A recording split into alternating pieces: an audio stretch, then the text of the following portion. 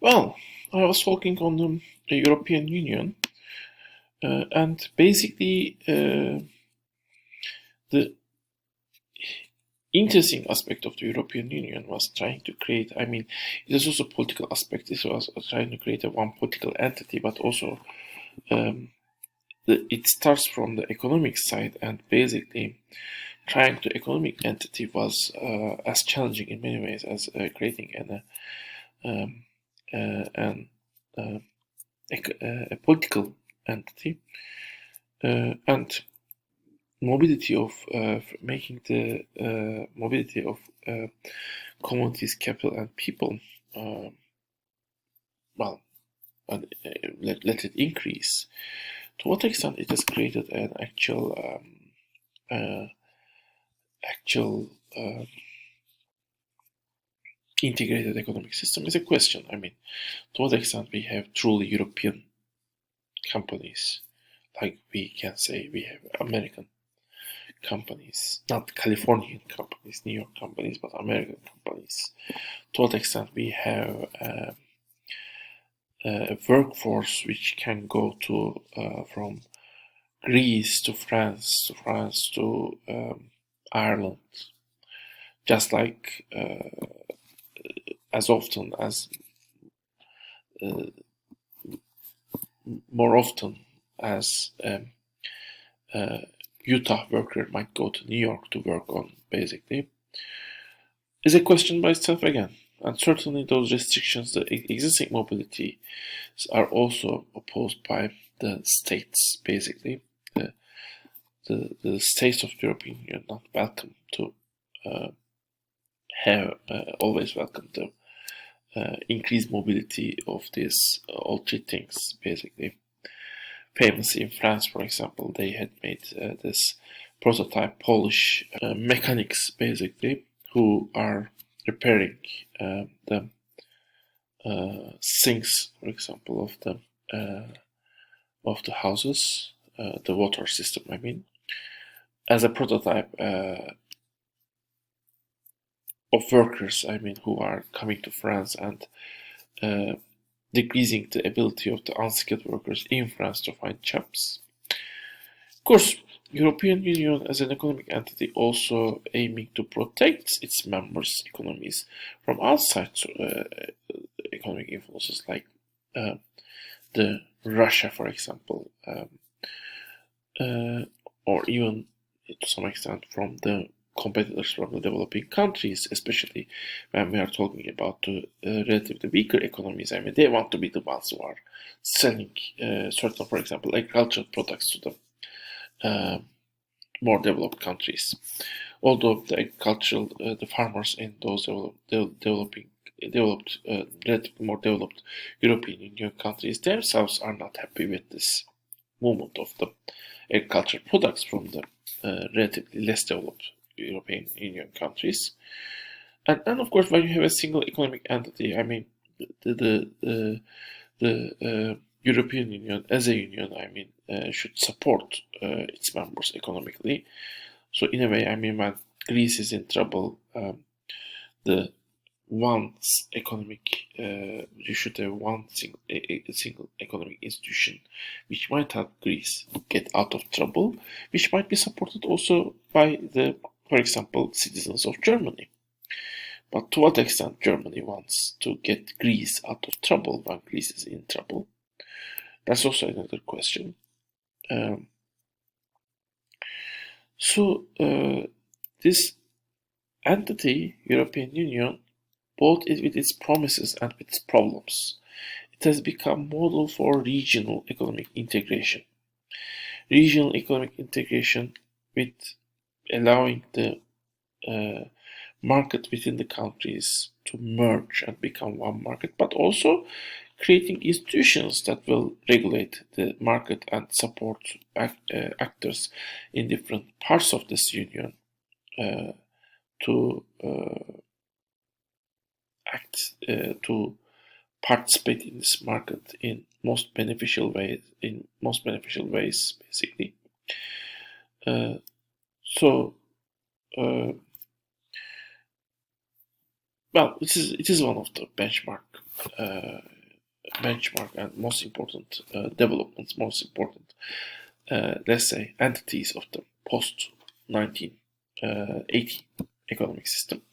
And Euro project may need to, we mention it specifically because, as you see, it has two different aspects. First, Euro is a money which supposedly will merge the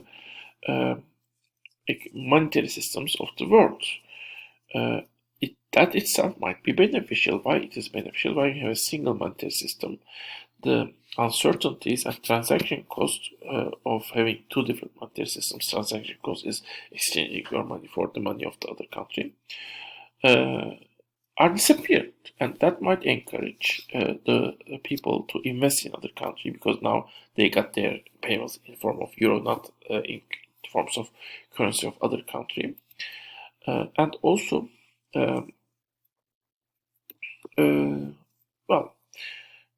move to other country to work there because you got your money in euro again.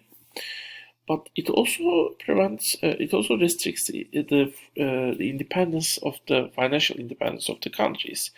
Now, countries could not determine their own financial policies. They cannot inflict capital controls. They cannot decide the policies related to the exchange rate, for example. And this loss of independence itself might harm the countries because each country might need a different type of monetary policy, financial policy, basically. And that independence is lost now. So the question is whether those benefits are actually harming, are outweighing the harms. And that is actually a discussion within the European Union and within the World Economics Academia itself, which is in the optimal currency area topic. Optimal currency area is defined as the areas where the benefits of a monetary union exceed the harms of the monetary union. And, for example, the Krugman famously, one of the famous economists in the United States, he argues that the euro area is not an optimal currency area, so basically it is harming European Union, not benefiting it. Another aspect of euro is actually it is taking the role of it is challenging also the role of the dollar. As you see, from 1990s on, dollar protected its status as this is the amount of dollar companies held in their reserves. Held it because they may need this money for international transactions, as well as they need to fix their money with respect to that money because it's important, the value of their money with respect to that currency. So they think US dollar, the value of their money with respect to US dollar is the most important thing, as well as, holding US reserves is relatively more important. So countries mostly held US dollars. But as you see, relative amount of euro they held has increased since 1990s.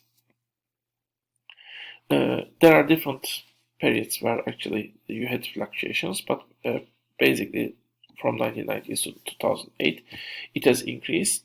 You might look at the current value, currently how this value has developed after 2008. You will see that euro is not in the way of replacing dollar, but you will also see that euro in many ways is maintaining its status as at least a challenger, at least a potential alternative for the future for dollar. At least if some way people will run off dollar for one reason or the other, now the euro provides an alternative for the future. And that aspect of euro is also an interesting aspect. And especially this new alternative is not a national currency, but a currency that is belonging to a union of multiple countries. A kind of a semi-international or regional organization is running the regulation of this currency. I mean, controlling this currency. It's not a single country that's controlling this currency.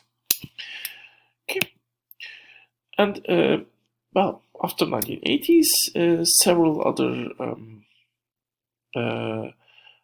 unions similar to EU formed, although um, the economic cooperation organized by them is varying and also not always welcomed by the people of the country. NAFTA is an example, and for example, the US President Donald Trump, who's US President right now, is very much opposed to NAFTA, for example, because he thinks that it creates unemployment in the United States. In Mexico, also many people are against NAFTA because they think it's harming the national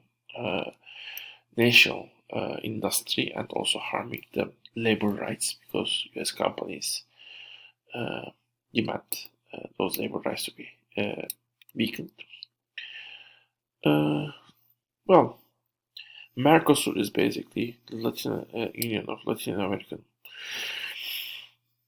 several Latin American economies. ASEAN is the Southeastern Asian Union of Southeastern Asian countries to kind of counter the influence of China, but also to some extent the influence of Japan and even Korea.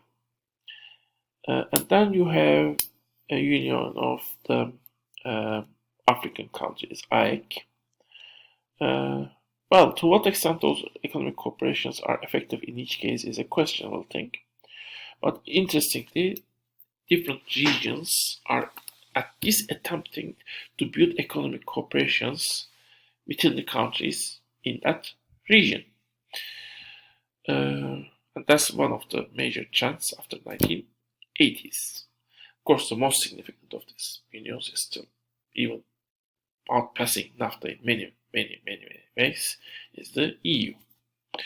So that's why it is maybe the most important example to watch, basically. But another aspect of the post-1980 economies is the emergence of the computer, internet, and access to information, which has actually, I mean, in some ways it is asked whether even existing economic models are relevant anymore. And in some ways, actually, companies are creating an interesting business models, which might have consequences for the whole economy. Take Facebook, for example. Facebook is a case where you don't go and buy any product. Facebook is actually not selling anything to its traditional users.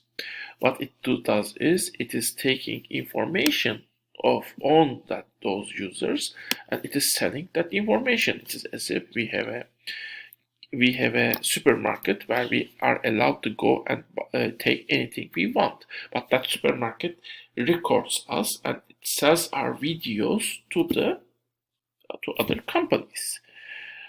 And many of the, for example, newspapers have become basically free.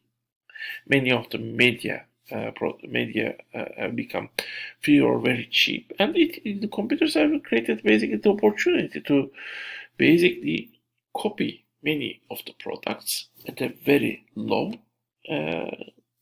cost.